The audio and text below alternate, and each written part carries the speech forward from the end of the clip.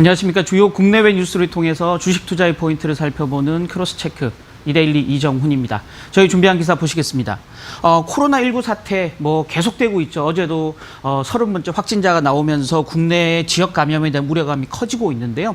그에 따라서 이 단체 생활, 또 사람이 많이 모이는 곳을 피하는 이런 걸로 인해서 경기가 많이 꺾이고 있다라는 내용, 정부가 어떻게 대응할지, 또 국내 1분기에 마이너스 성장에 대한 어떤 쇼크가 우리 경제에 닥칠 텐데 향후 우리 경제는 어떤 식으로 흘러갈지에 대한 전망 함께 좀 보시겠고요. 주식시장은 이제 좀 배당주에 대한 관심들이 조금씩 있는데 소액주주를 우대하는 배당 정책을 쓰는 기업들 얘기 함께 좀 보시겠습니다. 자, 기사 본문 먼저 보실 텐데요. 여기 큰 헤드라인으로 코로나발 마이너스 성장 쇼크 닥친다라고 기사 제목이 나와 있는데요. 아시다시피 그 국내 이 감염병 중에서 가장 큰 영향을 미쳤던 사스나 메르스 때 일시적으로 한 개 분기 또는 두 개 분기에 우리나라 경제가 마이너스 성장률을 보였던 적이 있는데요. 역시나 이번에 지금 코로나19 사태가 가장 크게 영향을 미친 올 1분기에 우리나라 경제가 마이너스 성장을 보일 가능성이 굉장히 크다라는 겁니다. 여기 우리나라 GDP 성장률을 나타낸 차트를 한번 보시면 오르내림을 반복했지만 지난해 1분기 이후에 꾸준히 플러스 성장을 보였던 우리나라 GDP 성장률이 지금 올 1분기에 업계 추정으로는 마이너스 0.8, 최악의 경우 마이너스 1.1% 정도 경제 성장률이 떨어질 것이다. 그래서 지난 4분기에 비하면 거의 한 2%포인트 정도 분기 성장률이 하락하는 그런 어떤 양상을 보일 것이다. 라고 했고요. 핵심적인 부분이 이런 겁니다. 가장 큰 부분은 바로 내수 침체죠. 아시다시피 조금 전에 말씀드렸듯이 많은 사람들이 모이는 곳을 피하다 보니까 여행을 줄이고 외식을 줄이고 또 어떤 문화생활을 줄이고 이런 것들이 내수 경기를 전체적으로 침체시키는 그런 핵심적인 요인으로 자리 잡고 있다는 거고요.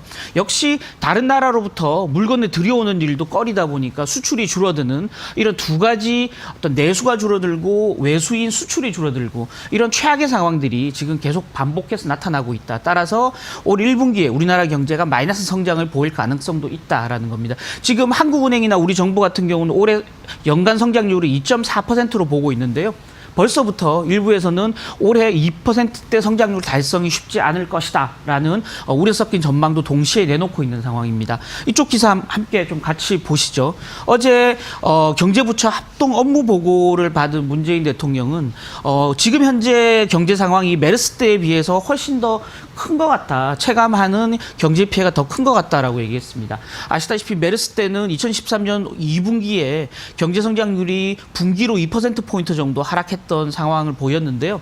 지금 1분기가 오히려 그보다 더 나쁠 수도 있다라는 시그널을 지금 문재인 대통령이 직접 줬다라는 거고요. 지금 여기 보시면 과도한 공포감이 조성되면서 소비가 너무 빠르게 위축되고 있다. 따라서 모든 경제 주체들이 정상적인 경제 활동을 했으면 좋겠다라고 당부를 했고요. 그에 따른 경제부처가 올해 우리나라 재정 집행, 나라 돈을 어떻게 풀 것인지에 대한 방침을 대통령께 직접 보고를 했는데요. 그 내용을 이 표를 통해서 한번 살펴보시면 좋을 것 같습니다. 일단은 재정을 조기 집행하겠다라는 게 핵심적인 부분입니다. 조기 한다는 말은 1년이 4개의 분기로 나눠지는데 1분기 또 상반기에 집중적으로 정부 재정을 쏟아붓겠다. 그래서 지금 코로나19 사태 피해가 겹치는 1분기와 상반기에 경기가 반등할 수 있는 그런 어떤 시드머니로 정부 재정을 풀겠다라는 거고요. 여기 보시면 올해 우리나라 연간 재정 집행 규모가 555조 원 정도 되는데요. 지금 1분기에만 166조 원 정도를 풀겠다라는 겁니다. 전체 한 30%가 넘어가는 집행률을 1분기에 쏟아붓겠다라는 거고요. 상반기에 339조 원, 전체 한 70% 가까운 재정을 올 한 해에 나라가 써야 될 돈의 70%를 1분기, 2분기 내에 다 쏟아붓겠다라는 겁니다. 그래서 자칫 이 코로나19 사태로 인해서 침체로 돌아설 수 있는 우리 경제를 다시 반등시킬 수 있는 그런 어떤 국면으로 유도하겠다라는 겁니다. 핵심적인 부분은 지금 현재 일자리가 많이 줄어들고 있죠. 또 SOC 투자가 많이 줄어들고 있다 보니까 이런 부분에 집중적으로 재정을 투입해서 특히나 SOC는 재정을 투입하게 되면 일자리가 많이 늘어나는 효과까지 동시에 있기 때문에 전체적으로 성장률을 위로 끌어올릴 수 있을 것이다. 또 일자리를 늘려서 가계의 소득을 늘릴 수 있을 것이다. 가계 소득이 늘어나면 소비가 늘어나는 이런 선순환 구조를 기대하는 그런 어떤 재정 투입이다라는 거고요. 다만 우려스러운 부분들은 이렇게 재정을 투입하다 보니까 나라 돈 세수가 좀 부족하다 보니까 하반기가 되면 세금을 늘리는 증세를 준비하겠다라는 게 어제 우리 재정 당국의 핵심적인 내용이었습니다. 그래서 지금 대기업이라든지 또는 부자들에 대한 증세를 일정 부분 추가로 하겠다라는 거고요. 또 가상화폐에 대한 과세를 물리겠다. 뭐 이런 부분들에 대해서 세금을 더 걷겠다라는 부분들이 지금 내년 하반기에 집중적으로 정책이 나올 예정이기 때문에 하반기가 되면 약간 좀 투자 심리가 좀 얼어붙을 수도 있다라는 점은 동시에 감안하셔야 될 것 같다라는 말씀 드리겠습니다.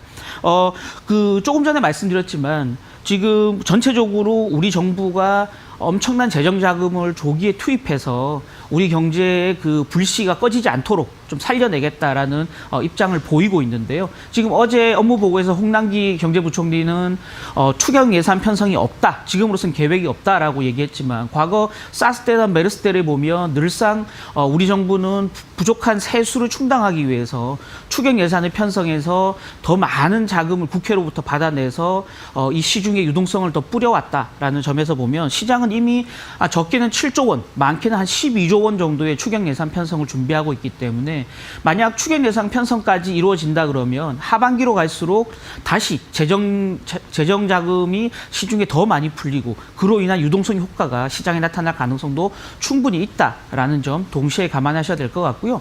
다음 뉴스 한번 보시면 마지막 뉴스는 이 부분입니다. 지금 영세 중소기업들이 굉장히 어려움을 겪고 있다. 방금 말씀드렸던 경제 어려움으로 인해서 가장 큰 타격을 받는 부분들이 중소기업들인데요.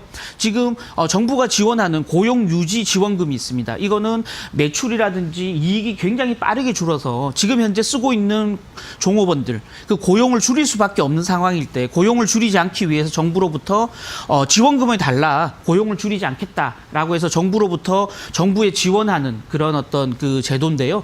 여기 표를 한번 보시면 30인 미만의 영세한 기업들이 지금 굉장히 많은 고용유지 지원금을 정부에 신청하고 있다라는 거고요.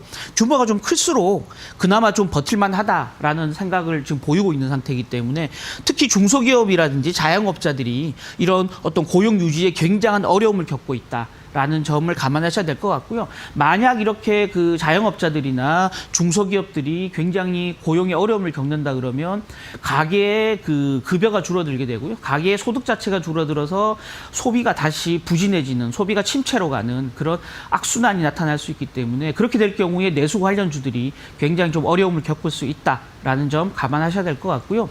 따라서 고용이 어느 정도 유지될지 또 정부가 재정을 푸는 이것들이 경기 침체를 얼마나 막을 수 있을지 그런 어떤 흐름들을 잘 살펴보시면서 투자 전략을 세울 필요 있겠다라는 말씀 드리겠습니다.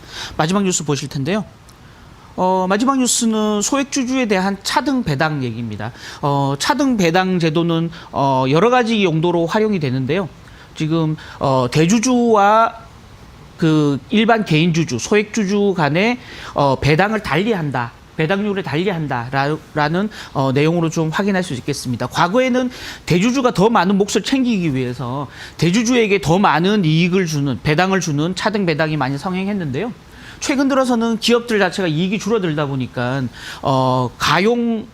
배당을 할 수 있는 가용 자원이 부족하다 보니까 더 적은 자금으로 배당을 통한 주가 부양 효과를 어떻게 유지할 수 있겠느냐. 따라서 소액주주들에 대해서 배당을 더 많이 하겠다라는 기업들이 늘어나고 있다라는 겁니다. 여기 표를 한번 보시면 금호석유화학이라든지 오리온홀딩스 여기 리스트에 나와 있는 많은 기업들이 여기 보시면 대주주에 대한 배당은 금호석유 같은 경우 주당 1,350원을 실시하는 반면에 소액주주에 대해서는 1,500원, 소액주주에 대해서 더 많은 배당금을 지급하는 한다라는 거고요. 특히나 여기 정상 ALS라든지 또는 시네트라든지 뭐 이런 일진파워라든지 이런 기업들은 최근에 4년 연속으로 대주주보다 소액주주에게 더 많은 배당금을 지급하고 있다라는 점에서 소액주주들이 투자해 볼 만한 그런 메리트를 가지고 있는 기업이다라고 볼 수 있겠고요. 이런 기업들의 또 공통적인 특징은 뭐냐? 최대 주주의 지분율이 굉장히 높은 기업이라는 겁니다. 최대 주주들이 본인들이 좀 희생을 하더라도 소액 주주에 대해서 더 많은 배당을 지급함으로써 주가를 부양하겠다라는 의지를 강력하게 피력하고 있는 기업들이기 때문에 이런 기업들의 주주 가치 제고 노력들이 향후 주가에 반영될 수 있다. 특히나 장기 투자하는 투자자라면 이런 종목에 대한 어떤 그 긍정적인 접근을 한번 가져볼 만하다라는 말씀 드리도록 하겠습니다. 추가적으로 지금 이런 기업들의 입장도 차등 배당 자체가 굉장히 긍정적일 수 있다라는 거죠. 말씀드렸던 대로 최대 주주가 받는 어떤 그 배당의 몫을 줄이면서 또 기업들이 그 가지고 있는 유보금을 줄이고 차등 배당을 통해서 유보금을 줄이면서 기업이 내는 법인세 부담을 굉장히 줄일 수 있다라는 효과도 있고요. 절차의 효과도 있고요. 또 가지고 있는 가용 자원 내에서 효율적으로 자원을 활용함으로써 주가 부양 효과를 더 확대할 수 있다라는 점에서 이런 종목들에 대한 관심도가 앞으로 더 필요하겠다라는 말씀 드리도록 하겠습니다. 저희가 준비한 기사는 여기까지고요. 간밤 뉴욕 증시는 프레지던트 데이로 인해서 휴장을 했습니다. 주식을 투자하는 투자자 입장에서는 주식을 사고 파는 게 어떤 투자의 전략이라면 잠시 쉬어가는 것도 하나의 전략일 수 있다. 그래서 뉴욕 증시처럼 쉼표를 한번 찍어가는 그런 투자 전략도 고려해 볼 만하다라는 말씀 드리겠습니다. 지금까지 이정훈이었습니다.